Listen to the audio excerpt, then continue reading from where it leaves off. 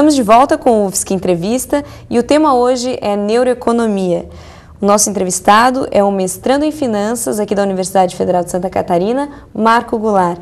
Marco, é o seguinte, como que fica a tomada de decisão das pessoas diante de uma crise como essa que a gente está vivendo? As pessoas ficam menos propensas ao risco?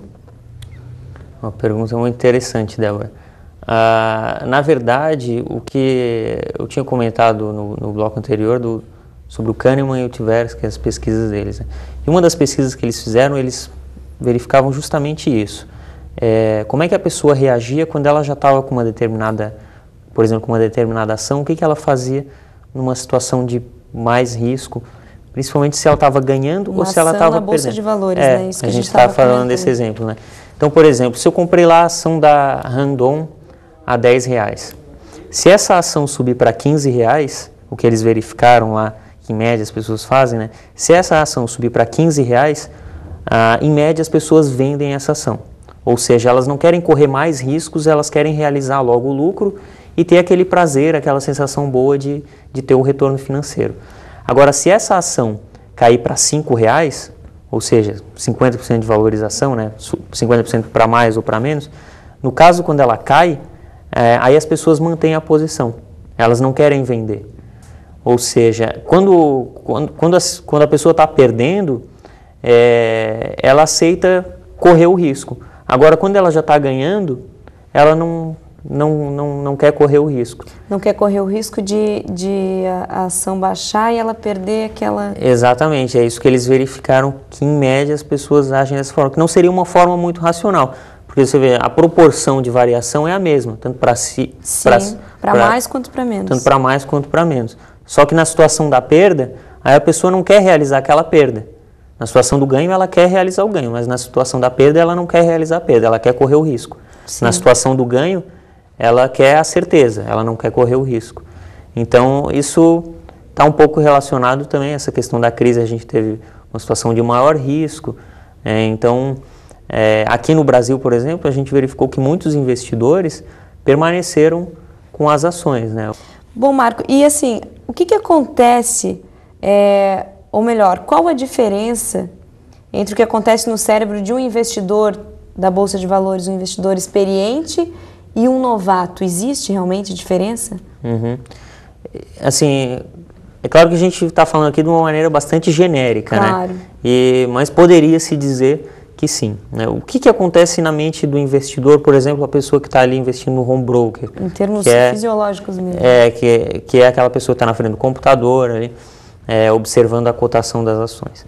Então ela está de frente para a tela do computador e aquela informação visual chega para ela. Então ela é processada pelo córtex visual, que é a área do cérebro que processa as informações visuais, e ela vai depois para uma parte mais primitiva do cérebro, que vai identificar aquilo como um padrão ou não.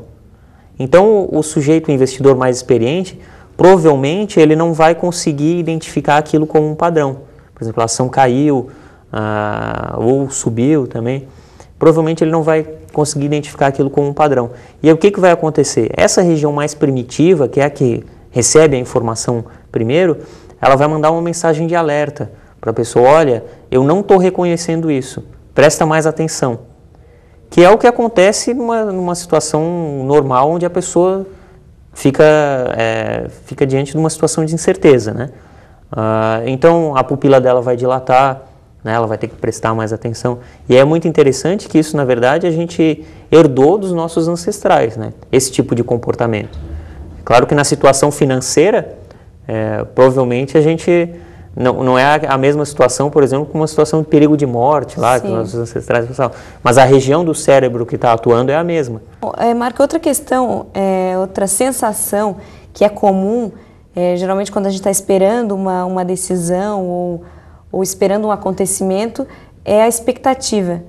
Por que nós criamos, ou melhor, por que a sensação de expectativa, em muitos casos, ela é maior do que quando se realiza, de fato, uma situação?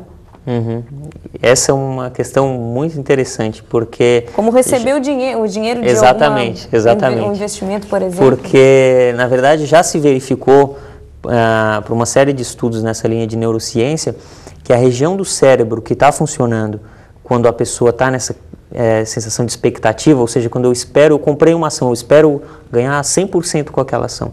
Quando eu estou nessa expectativa, a região do cérebro que está funcionando é essa região mais emocional, mais primitiva.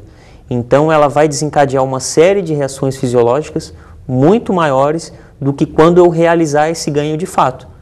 Que quando eu realizo esse ganho, a região do cérebro que atua é uma região mais racional, que não elicita tanto essas reações. Então se diz que é muito mais prazeroso essa expectativa do que você realizar o ganho de fato. Bom, Marcos, a gente vai fazer um rápido intervalo e nós voltamos já já. Fique com a gente.